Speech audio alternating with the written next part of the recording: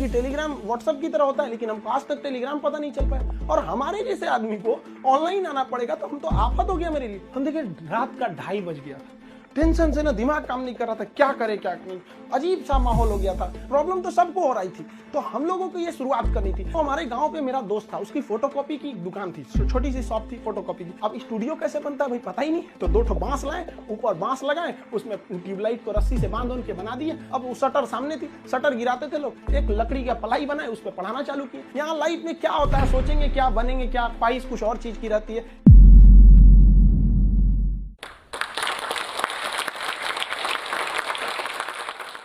जय हिंद। बेहतर से बेहतर होने का तलाश करें, मिल जाए नदी तो समंदर की तलाश करें। टूट जाते हैं शीशे पत्थर की चोट से, पत्थर टूट जाए ऐसे शीशे तलाश करें।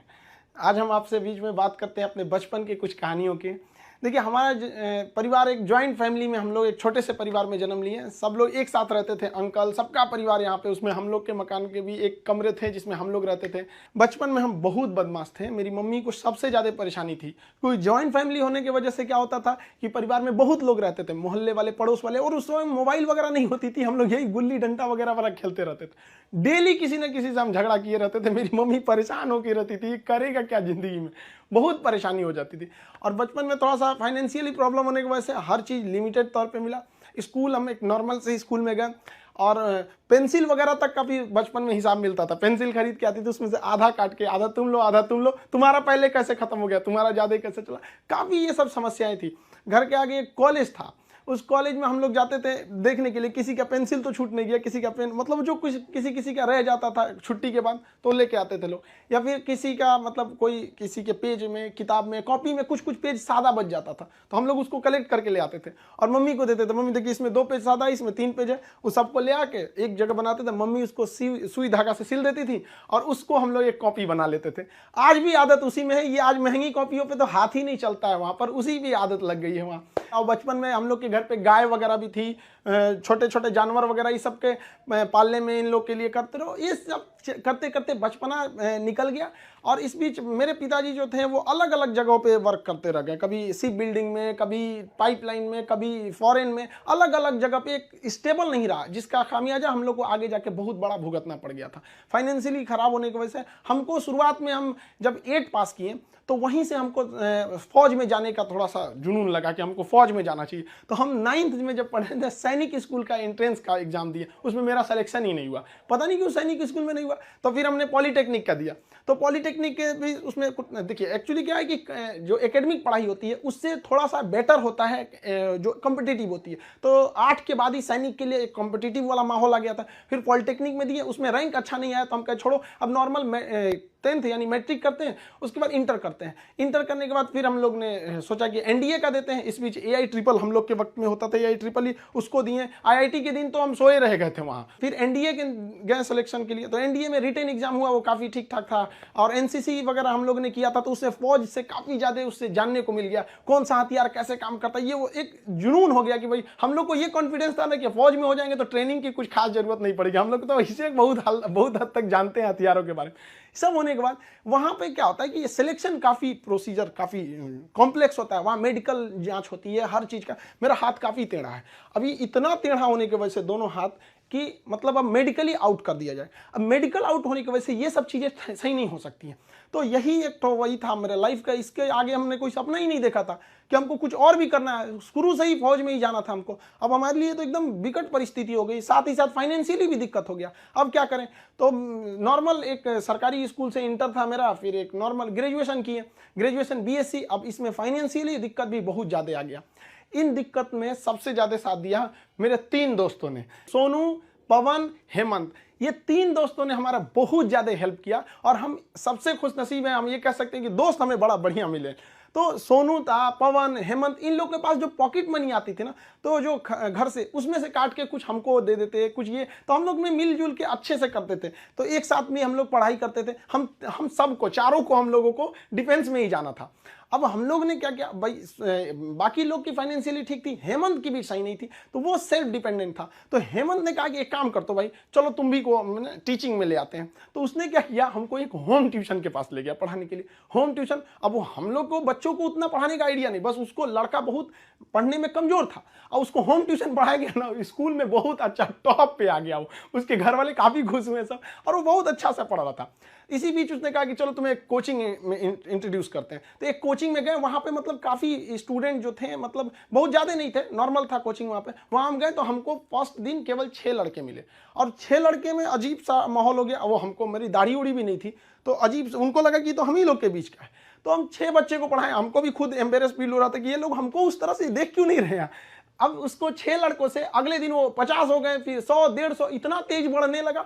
अब वो कोचिंग वाला जो था उसको लगा कि नहीं भाई, पैसा तो ठीक आ रहा है यहाँ पे, ये तो ठीक ठाक है। तो उन्होंने हमको कह दिया कि भाई देखिए सर, आपको अपना नाम, पता, एड्रेस, मोबाइल नंबर कुछ भी नहीं देना है। हम कहे हमको जरूरत भी नहीं है इसकी, हमको चुपचाप पीजी वगैरह करना है यहाँ पे। हमारी तो फौज का सपना टूटा था, समझ में नहीं आ रहा था करे क्या करें यहाँ पर, क्योंकि लाइफ बड़ी अजीब चीज होती है, जब तक आपको समझ में आएगी आधी बीत चुकी रहती है।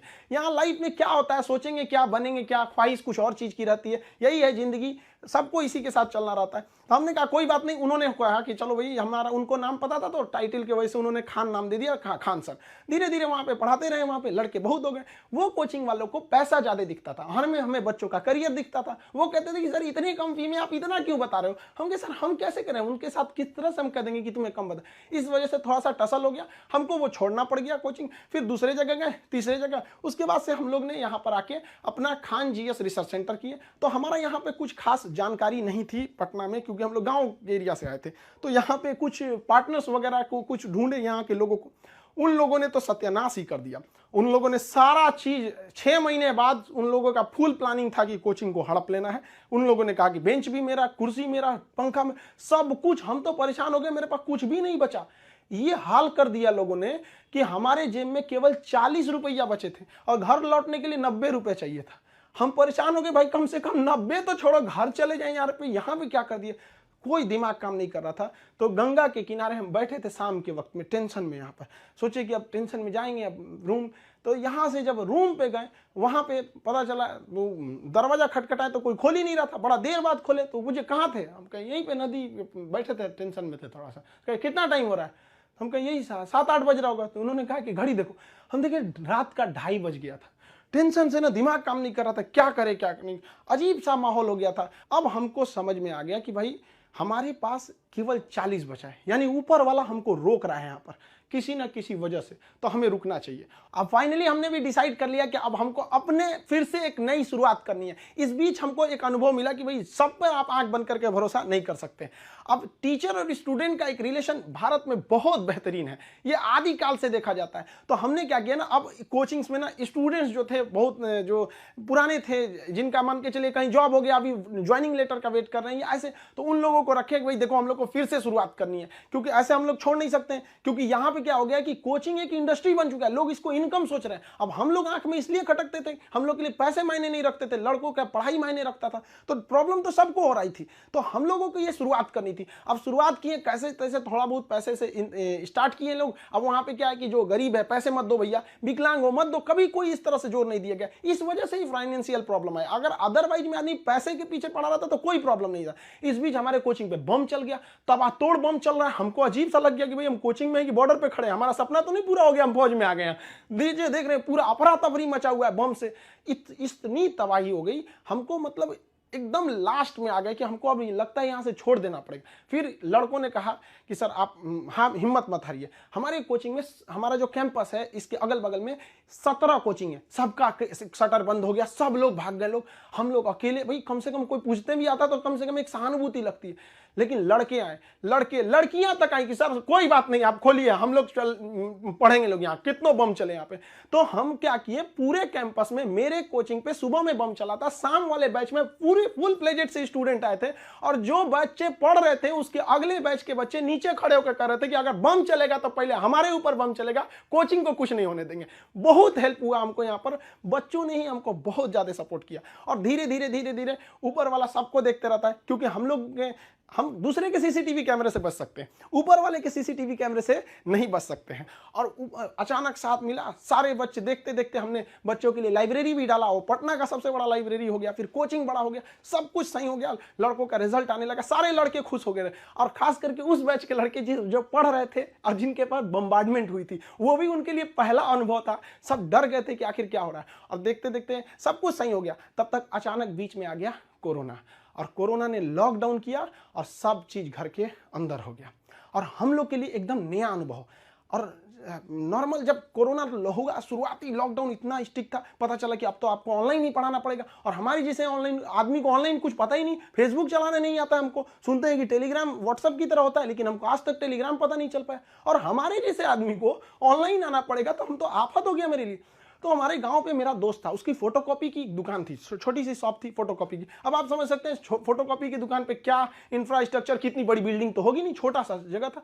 अब वो शटर सामने थी, शटर गिराते थे लोग, एक लकड़ी का पलाई बनाए, उस पर पढ़ाना चालू किए। पता चला सामने से पुलिस की गाड़ी जाती थी, तो शटर के अंदर हम लोग पड़े हैं, पसीना हो रहा है, वैसे पुलिस का सायरन आ रहा है, आवाज आ रहा है। लड़के कह रहे सर कैसे वीडियो बना रहे हैं, कहाँ से बना रहे हैं, ना लाइट सही है ना आवाज सही है। हम कहे भाई हमको यही है जो है यहाँ पे।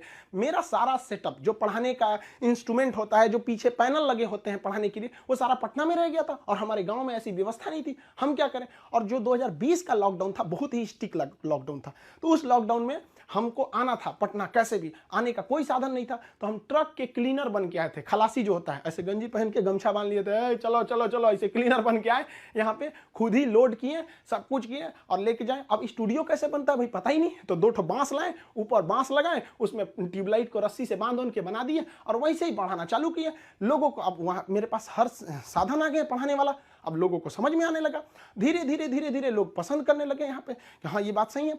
अब हमारे एक दिल्ली के हमारे एक मित्र हैं मिश्रा जी, उन्होंने सारा सेटअप किया कि ये कैमरा ठीक रहेगा, ये लाइटिंग ठीक रहेगी, ऐसे ऐसे सही रहेगा। उन्होंने बहुत बेहतर काम कर दिया, मेरे लिए अच्छा हो गया। अब इस बीच अब लड़कों का कोर्स चालू करने के लिए एप्लीकेशन बनाने लगे, तो धीरे धीरे धीरे धीरे लड़के एप्लीकेशन पे देखने लगे, यूट्यूब पे। और हमको तो आज तक समझ में नहीं आया कि यूट्यूब पर एजुकेशन के फील्ड को हम ऐसे देखते हैं कि वो लोग भी कमेंट करते हैं, कहते हैं कि सर हमारा किसी जनरल कंपटीशन, हम किसी कंपटीशन की तैयारी नहीं करते हैं, नहीं हमको कोई एग्जाम से मतलब है, फिर भी हम देखते हैं। हमको इस बात की इतनी खुशी होती है, इसलिए नहीं कि वो लोग हमारा वीडियोस देखते हैं, इसलिए कि जो लोग पढ़ाई छोड़ दिए हैं उनको भी इस बात का अफसोस है कि हमने पढ़ाई क्यों छोड़ा, और ये कंफर्म है कि वो अपने बच्चों को या समाज को आगे पढ़ने के लिए जरूर करेंगे। और इस देश को जो पीछे गया है उसको आगे ले जाने का एकमात्र रास्ता है शिक्षा, क्योंकि शिक्षा जिसके पास रहेगी वो कभी किसी से नहीं डर सकता है, अपने अधिकार के लिए खड़ा रहेगा। तो काफी खुशी होने लगी। लेकिन ऑनलाइन का हमको बहुत ज्यादा आइडिया नहीं लगा, तो धीरे धीरे धीरे धीरे क्या हुआ, संघर्ष आगे बढ़ा। अब होता क्या है कि लाइफ में कभी इंसान कोई लिफ्ट की तरफ बढ़ जाता है तो उसको काफी खुशी होती है, अरे बाप रे बहुत ऊंचाई पे आ गया। लेकिन जो सीढ़ियों की तरफ बढ़ता है ना, ऊपर जाके उसको एक थकान होती है, लेकिन दिल से एक सुकून भी मिलता है कि मेहनत से बढ़े। तो उसके लिए ऊंचाई बहुत मायने नहीं रखती है। तो जो लोग देखिएगा ना उतराने लगते हैं, अहंकार कर देते हैं, उस सबसे लिफ्ट से बढ़ा है सब वहां पे। तो जीवन में कभी किसी को अहंकार तो करना ही नहीं चाहिए यहाँ पर, और ना ही दूसरे की बुराई करनी चाहिए। दूसरे की बुराई से कोई फायदा नहीं मिलता है, आपस में मिलजुल कर रहना चाहिए। बुझ जाते हैं कभी दिए तेल की कमी से भी, हर बार कसूर हवाओं का नहीं होता है। आखिर में हम आप सबसे यही कहना चाहेंगे कि ये दुख, ये दर्द, ये गम, ये सब तेरे अंदर है। तू खुद के बनाए पिंजड़े से बाहर निकल के देख, तू अपने आप में एक सिकंदर है।